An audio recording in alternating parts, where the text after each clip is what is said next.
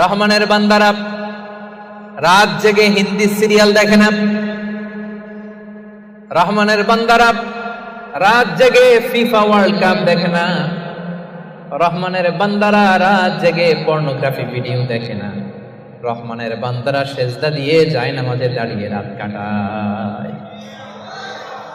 রাতের আধারে যারা সেজদাতে রয়, দু চোখের শ্রুতে নদী যেন বয়। পড়েন, রাতের আধারে যারা সেজদাতে রয়, দু চোখের শ্রুতে নদী যেন বয়।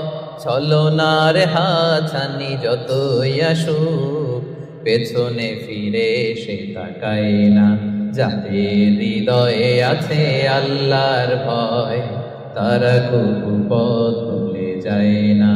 আল্লাহর প্রেম ছাড়া এই দুনিয়া কারো কাছে কোনো কিছু চাই না। ঠিক না?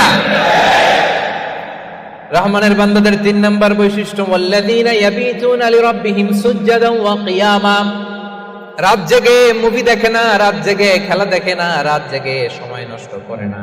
সুজদান ওয়া কিয়ামা, রহমানের বান্দারা সিজদায় লুটিয়ে পড়ে, যায় নামাজে দাঁড়িয়ে দাঁড়িয়ে আল্লাহর ইবাদত করে। ঠিক কি না?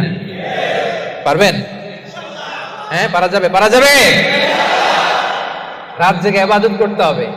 সুযোগ একটু পাইছি, দেখি হিন্দি সিনেমা কোনটা আসছে। হ্যাঁ, সুযোগ একটু পাইছি, আর্জেন্টিনার খেলা দেখে নেই, ফুটবল খেলা কিছুদিন আগে তো গেছে এটা না। আহা, না, জান্নাতের অ্যাপার্টমেন্ট বুকিং দিবেন দুনিয়াতে থাকতে, এত সস্তা। রাত জেগে তারা ইয়াবিতুনা লিরাব্বিহিম সুজদান ওয়া কিয়ামা, তারা সিজদায় লুটিয়ে পড়ে, তারা জায়নামাজের উপর দাঁড়িয়ে থাকে।